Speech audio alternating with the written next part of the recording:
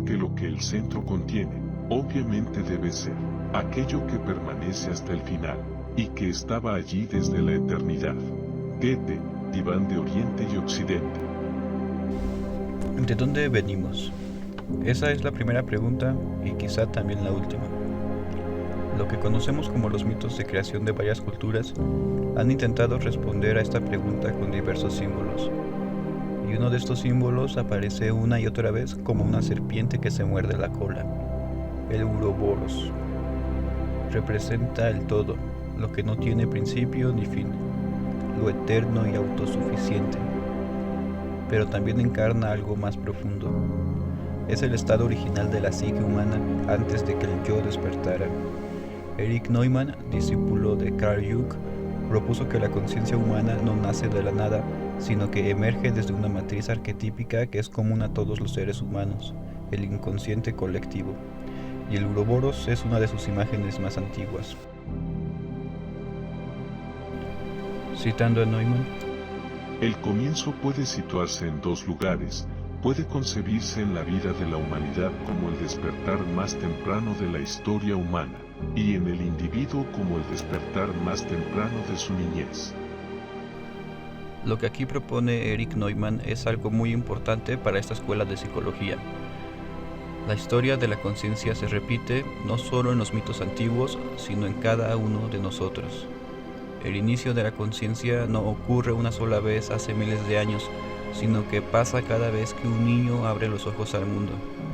En otras palabras, el nacimiento de la conciencia humana hace eco en el desarrollo de cada uno de nosotros. El estado del despertar del comienzo se proyecta mitológicamente en forma cósmica, apareciendo como el comienzo del mundo, como la mitología de la creación. El recuento mitológico del comienzo debe empezar invariablemente con el mundo exterior, debido a que el mundo y la psique aún son uno. Aún no hay un yo que reflexione, que sea autoconsciente, que pueda referir nada a sí mismo, esto es, que se vea reflejado. No solo la psique está abierta al mundo, aún es idéntica al mundo y no está diferenciada del mundo, se conoce a sí misma como mundo y en el mundo, y experimenta su propio devenir como un devenir del mundo, experimenta sus propias imágenes como los cielos estrellados, y sus propios contenidos como los dioses creadores del mundo. No hay separación entre el sujeto y el objeto. El mundo y la psique son todavía uno. Es una totalidad perfecta y redonda. El símbolo del círculo, del huevo, del rotundum, expresan este estado original donde los opuestos aún no se han dividido. Como diría Platón en el Timeo, el demiurgo crea el mundo con la forma de una esfera. Una y solitaria, autosuficiente, capaz de proveerse a sí misma compañía.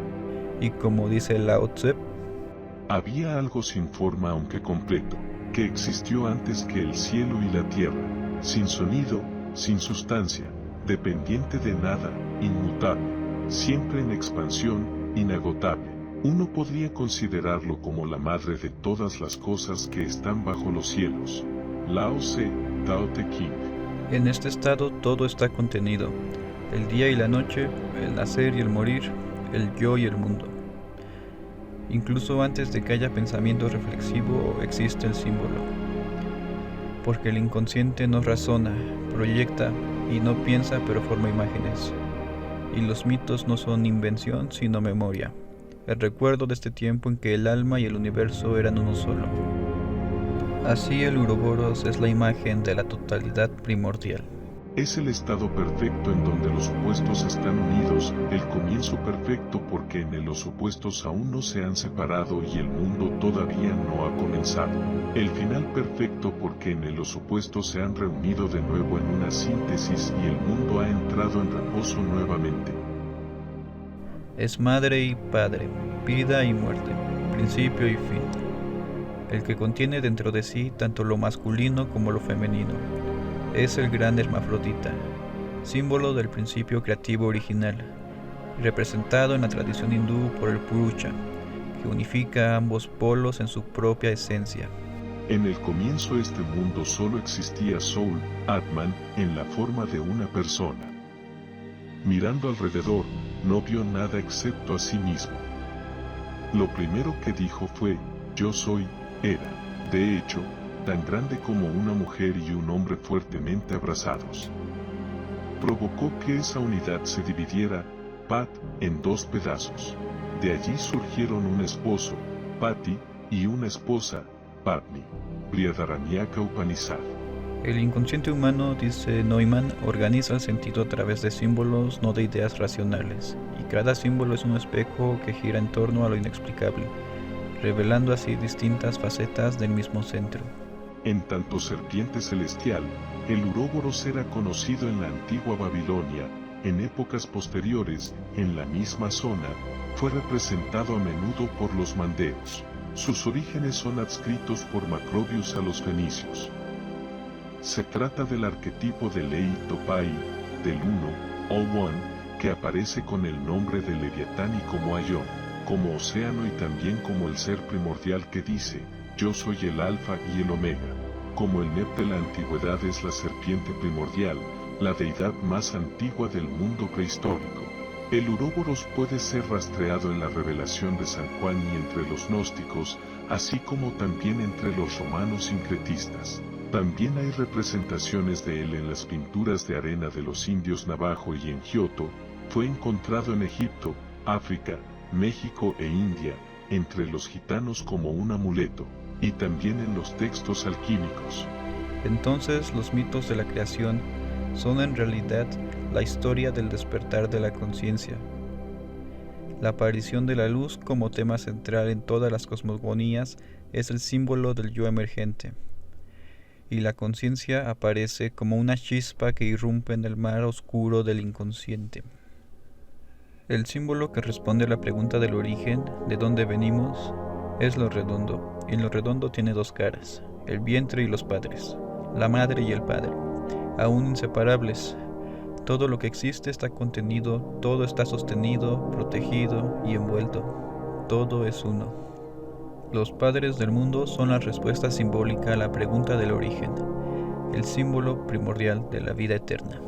Son la perfección de donde todo brota, el ser eterno que engendra, concibe y se hace nacer, que mata y revivifica. Su unidad es un estado de existencia trascendente y divino, independiente de los opuestos, el incipiente Ein Sof de la Cábala, que significa plenitud interminable y nada. La tremenda fuerza de este símbolo primordial de la psique no solo radica en el hecho de que contiene en sí mismo el estado de unión no diferenciado más allá de los opuestos. El Uroboros también simboliza el impulso creativo del nuevo comienzo, es la rueda que rueda por sí misma, el movimiento inicial y rotatorio en la espiral ascendente de la evolución. Los órganos eran signos, no cuerpos, las uniones actos cósmicos. El error comienza cuando se reduce lo transpersonal a lo psicológico, lo sagrado a lo profano, lo universal a lo individual. Ese malentendido del juicio moderno no nace en el mundo antiguo, sino en el movimiento que buscó superarlo. El judaísmo, el cristianismo y luego Freud pusieron una piedra moral sobre estos símbolos vivos. La unidad con lo sagrado fue vista como perversión, pero ahora cuando los ojos del espíritu comienzan a abrirse de nuevo, ese error debe ser revertido, nos dice Erich Neumann. Cuando el ego comienza a despertar, percibe al Uroboros como una amenaza, un abismo oscuro, indiferenciado, anterior a toda forma.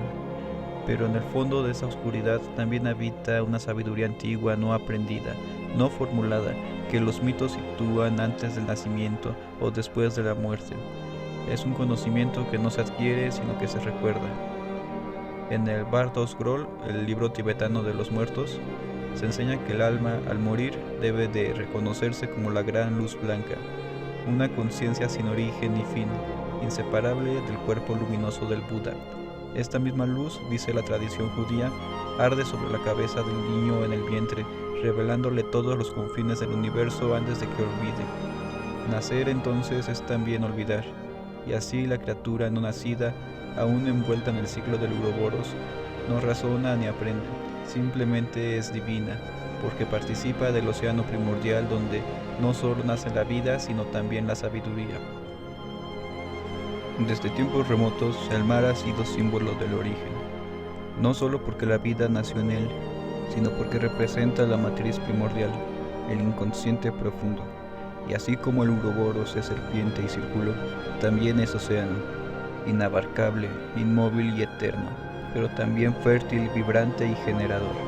El océano primordial, también un símbolo del origen, ya que en tanto serpiente circular el Uroboros es también el océano. Es la fuente no solo de la creación sino también de la sabiduría. De allí que los héroes de las primeras culturas a menudo surjan del mar con la mitad de su cuerpo en forma de pez, tal como Oanes, en Babilonia, y que brinden a la humanidad su sabiduría como revelación. Sin tiempo no hay muerte, sin separación no hay deseo, sin conciencia no hay herida. Porque el conocimiento no es tanto descubrimiento como remembranza. Así lo entendió Platón cuando dijo que todo saber verdadero es un recuerdo de lo prenatal. Así lo enseña el hasidismo cuando habla del tzadik, el justo, aquel que encuentra lo que fue perdido desde el nacimiento y lo devuelve después a los hombres. Así lo viven los pueblos que al mirar a los niños no ven ignorancia sino memoria viva. El niño es tratado con respeto no solo por lo que será, sino por lo que ya fue. En él los grandes símbolos aún están cerca, sus sueños, sus palabras, sus preguntas llevan el eco de un conocimiento ancestral. La psicología ha comenzado a confirmar esto desde otro ángulo, en términos de patrones. La biología reconoce que en el niño habita la herencia del linaje. Véase por ejemplo a Richard Dawkins. Jung llamó a ese saber profundo y compartido el depósito de la experiencia ancestral. Los arquetipos constituyen a las personas. No solo se recuerda, se es esa memoria. En el amanecer de la conciencia humana, cuando el ego apenas comienza a formarse y sigue dominado por el inconsciente, surge un conjunto fundamental de símbolos relacionados con el cuerpo. Un cuerpo entendido como un mapa de la psique. Este esquema no solo ordena el cuerpo, sino que señala la esencia de la experiencia humana. El vientre como centro instintivo y vegetativo, el pecho como el reino del sentimiento y la ética, y la cabeza como el hogar del espíritu y la conciencia. En la antigüedad la vida instintiva estaba cargada de maná, a lo que Jung posteriormente descubrió como efectividad. Era una fuerza mágica que daba poder incluso a las partes más humildes del cuerpo, desde el cabello hasta la saliva o el aliento, todos considerados creativos y sagrados. Así la orina, la saliva, incluso el sudor y las palabras eran portadores de fuerza creadora. Todo lo que del cuerpo emergía daba vida. Para el hombre primitivo o incluso para el niño, la salud mental y psíquica gravitaba en torno al vientre, el asiento de la existencia vegetativa y de la alimentación. El corazón era el centro de la emoción y la ética, un símbolo de decisión como lo demuestran la pesada balanza del juicio egipcio o la tradición judía que valora el buen corazón. Las emociones y los afectos eran inseparables del pensamiento en esta etapa temprana. Solo las pasiones profundas podían alcanzar la conciencia, y bajo el corazón, la vida instintiva dominaba. Gobernada por órganos como el hígado y los riñones, centros viscerales ligados a la vida psíquica y la sexualidad. Este cuerpo primitivo y su psicología visceral reflejan un mundo en el que la supervivencia se sostiene por el hambre, la sed y la ingesta de alimento, donde el Uroboros, símbolo de la autoalimentación, es también el come-cola. En la fase pregenital del desarrollo humano y mítico, el sexo como tensión polar aún está en suspensión. Domina la lógica del más fuerte que devora al más débil. El canibalismo, la alimentación mutua y la ingestión de lo vivo simbolizan este estado primordial. Comer no es solo nutrición, es la base misma de la existencia y el poder, como lo ilustran los antiguos textos egipcios que describen a los muertos resucitados como devoradores de todo, desde dioses hasta hombres. En la tradición india, también el hambre y la sed son fuerzas primordiales que deben ser satisfechas y que incluso participan de la creación. Los relatos védicos muestran a divinidades entregadas a aguas primitivas, mientras que el alimento, concebido como contenido cósmico, surge de la meditación del ser sobre las aguas, manifestándose así la vida. Comer, devorar y alimentar son símbolos cósmicos, pero también acciones espirituales. El sacrificio, la comunión, la ingestión ritualizada, representan la asimilación del poder y transformación interior. De la comida se producen todas las criaturas que habitan en la tierra. Por comida ellos viven, y en la comida finalmente pasan. La comida es el principal entre los seres, por lo tanto, lo llaman la panacea. Verdaderamente lo obtiene toda la comida quien adora a Brahma como alimento, porque la comida es el principal entre los seres, por lo tanto, lo llaman la panacea. Todas las criaturas nacen de la comida, por la comida continúan creciendo. Las criaturas se alimentan de él, sobre criaturas, por lo tanto, se llama alimento. Taittiriya Upanishad. Este simbolismo alimentario no desaparece en el lenguaje ni en la cultura actual. Hablamos de ser consumidos por el trabajo o los celos, o de estar en las fauces de la muerte. Comer y digerir se vuelven metáforas universales para la asimilación de la experiencia y el conocimiento. Este simbolismo aparece en forma de licor, el pan, el agua y la fruta. Son vehículos de vida, inmortalidad y sacrificio. En la mente primitiva, la psique se proyecta en el mundo exterior y lo que comemos no solo es materia, sino esencia espiritual que asimilamos. La experiencia ritual de la comunión o los ritos funerarios encarnan este proceso de transformación y renovación que son la base misma de la vida. Después está el aspecto materno del Uroboros. Se refleja en la atención a los senos, símbolos de nutrición y fertilidad, como la diosa madre de muchos pechos o la vaca que amamanta. La madre nutre y el hijo se fertiliza a través de la comida y la excreción, flujos que expresan la vida sin tensión polar.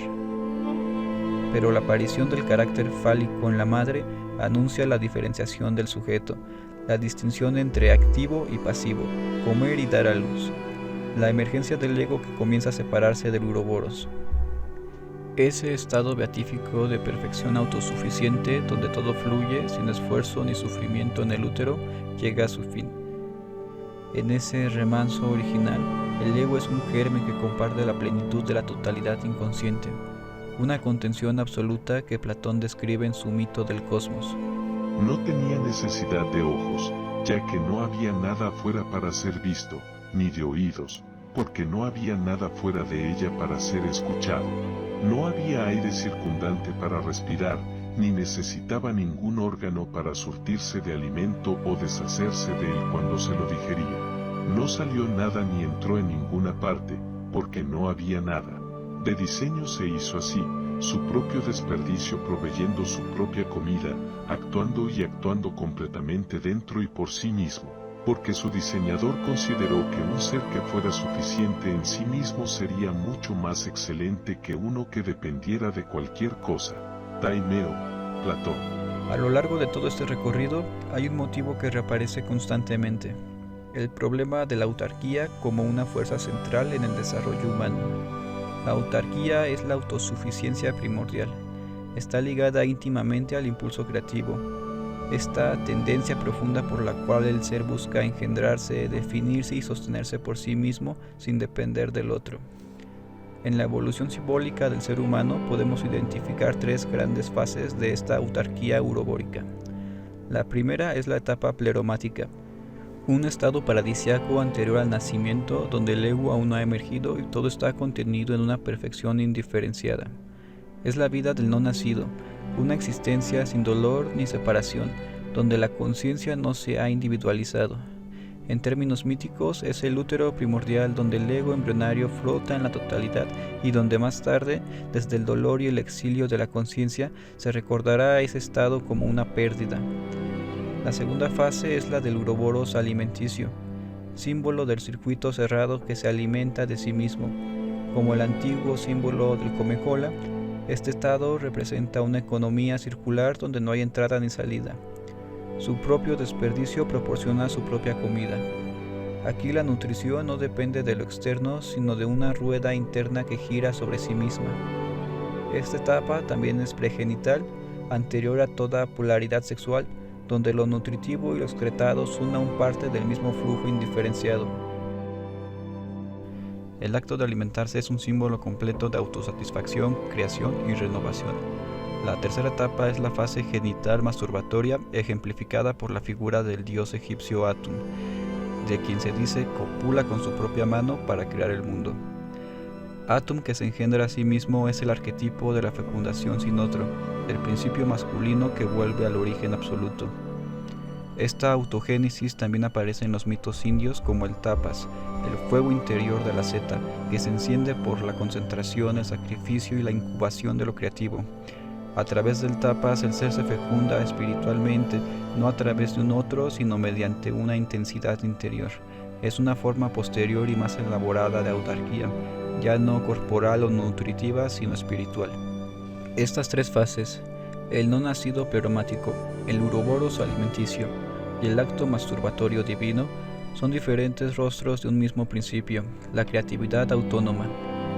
Cada una muestra un modo en el que el ser busca engendrar sin depender, producir sin vínculo, sostenerse desde dentro.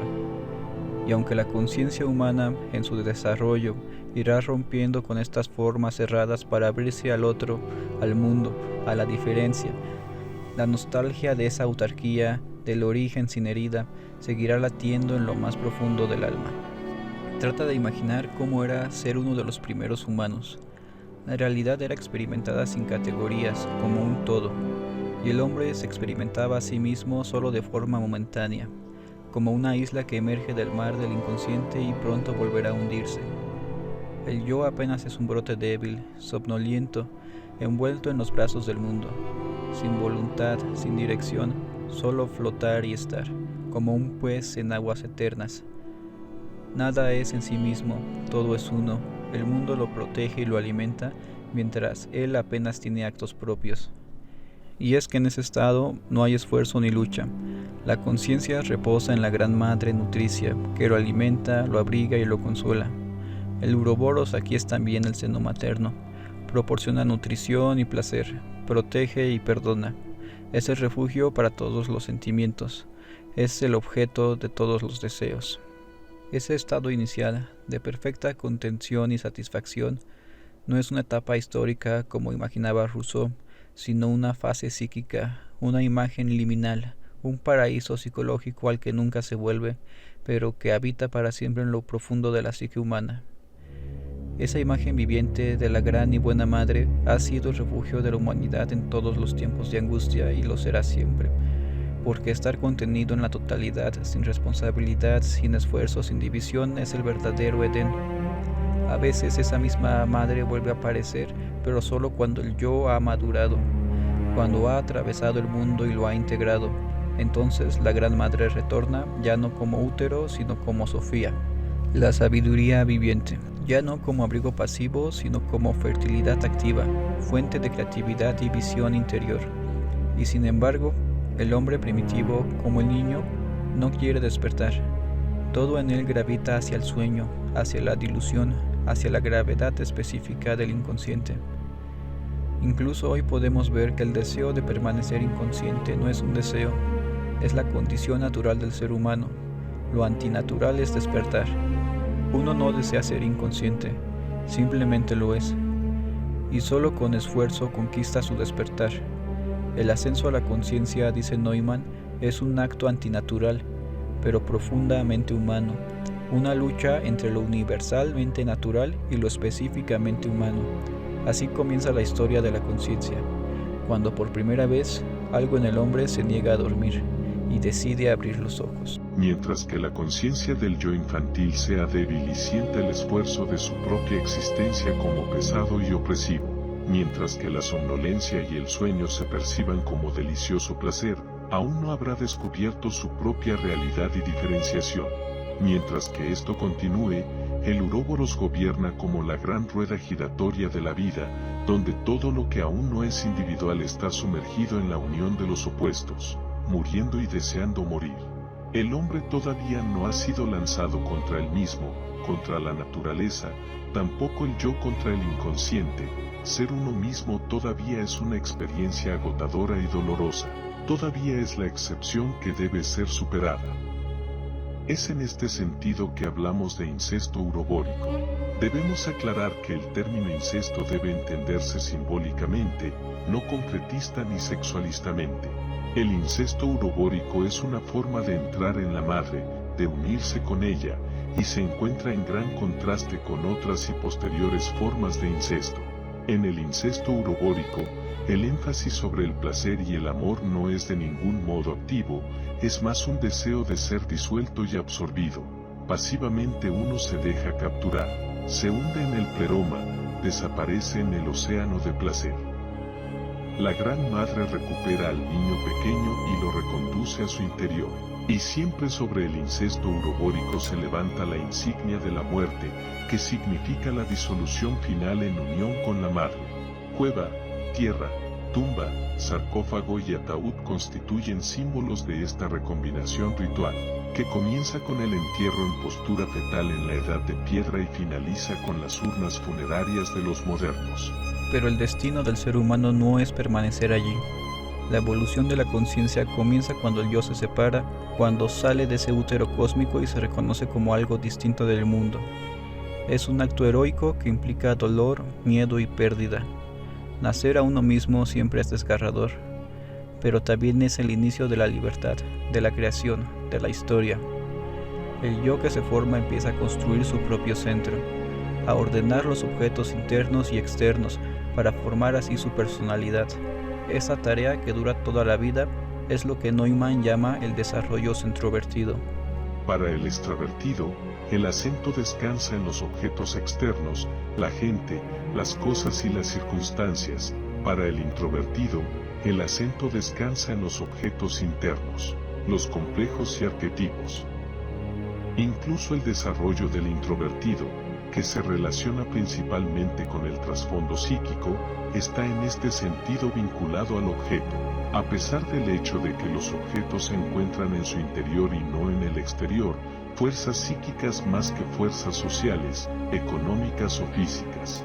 Pero junto con esta tendencia de desarrollo hay otra, igualmente legítima, que está relacionada consigo misma o centrovertida, y que promueve el desarrollo de la personalidad y la realización individual. Este desarrollo puede derivar sus contenidos por igual del interior y del exterior, y es alimentado tanto por la extraversión como por la introversión. Su centro de gravedad, sin embargo, no descansa en los objetos ni en las relaciones objetivas, ya sea que el objeto en cuestión sea interno o externo, sino en su autoformación, es decir, en la construcción y conformación de una personalidad que, como núcleo de todas las actividades vitales, utiliza todos los objetos de los mundos externo e interno como materiales de construcción de su propia totalidad. Esta totalidad es un fin en sí mismo, autárquica, es independiente de cualquier valor de utilidad que pueda tener, ya sea para el colectivo externo o para las potencias psíquicas internas. Aunque el Uroboros representa una etapa primitiva de la conciencia, su autarquía, su capacidad de basarse a sí mismo, no debe verse como un error ni una patología. No es lo mismo que narcisismo ni que autoerotismo. Estos términos usados desde algunas psicologías solo tienen sentido cuando el desarrollo se estanca, cuando el yo se queda demasiado tiempo sumergido en esa matriz original. Pero incluso entonces hay que reconocer el lado positivo. El símbolo del Uroboros, que aparecía al principio de la vida psíquica como envoltura total, como matriz de unidad anterior al ego, no desaparece con el desarrollo. Vuelve a surgir al final del camino, cuando la vida del yo ha cumplido su ciclo y lo que se busca ya no es el crecimiento hacia el mundo, sino la reunión con el centro interior. En este retorno, lo que antes fue símbolo del inconsciente indiferenciado, se transforma en el mandala, figura circular que, como el Uroboros, encierra, contiene y señala lo sagrado, pero ahora no es símbolo de un origen pasivo, sino de una integración activa. Mientras el Uroboros del inicio representaba el estado indiferenciado del no nacido, el del final representa un estado de plenitud alcanzada. El desarrollo del ego, que alguna vez fue una lucha por separarse, por individualizarse, da paso a un nuevo movimiento, el de volver a sí mismo, pero desde otro lugar. Lo que en el neurótico era fijación, una negativa a nacer, un apego incestuoso al origen pleromático, se convierte ahora en el hombre maduro, en una liberación voluntaria del mundo porque ya ha sido vivido. El yo regresa a su fuente, pero no como evasión, sino como consumación. Este gesto, que es a la vez espiritual y psicológico, está representado por la figura circular que reaparece una y otra vez en la historia humana, desde los santuarios megalíticos hasta los mandalas del Tíbet, desde el paraíso del Génesis hasta la Jerusalén celestial del Apocalipsis. El círculo con 4 direcciones ha simbolizado tanto el origen como el fin. En los mitos cananeos, el gran dios El se sienta en la fuente de los arroyos, en medio de las fuentes de los 2 mares, justo en el centro del mundo, y desde ahí brotan las 4 aguas primordiales. Este mandala, que es también el Uroboros transfigurado, representa la totalidad de la psique. Es el símbolo de una conciencia circular centrada en equilibrio. Al principio era plenitud inconsciente, ahora es plenitud conquistada. Es tanto lugar de la transfiguración como el recuerdo del punto de partida. La gran ronda de los Uroboros abarca así toda la existencia. Abarca al infante en su origen indiferenciado y recibe al anciano cuando retorna desde la experiencia del yo. En la experiencia mística, este retorno al Uroboros puede vivirse como un disolverse en el océano de Dios. Muchas veces eso implica la rendición del ego, un éxtasis que roza la muerte. Pero cuando ese movimiento no es una regresión pasiva, sino una transformación activa, el símbolo se convierte en matriz de renacimiento. Es el sentido profundo del morir y convertirse, no una fuga, sino un pasaje creativo. En esta forma el Uroboros no aprisiona, sino que regenera. No representa el abrazo asfixiante de lo no superado, sino la fuente de la nueva vida, de un ciclo superior. Sin embargo, esa misma figura puede tener otro rostro. Para el neurótico, aquel que aún no ha logrado nacer plenamente a la vida, el Uroboros no es un símbolo de totalidad, sino una trampa. En su abrazo no hay integración, sino estancamiento. Allí no aparece como mandala, sino como madre totalizante, como una matriz que no deja partir. La distinción entre proceso creativo y regresión patológica es vital porque ambos, el místico y el neurótico, regresan al mismo símbolo, pero uno lo atraviesa y renace, mientras que el otro queda detenido en su vientre.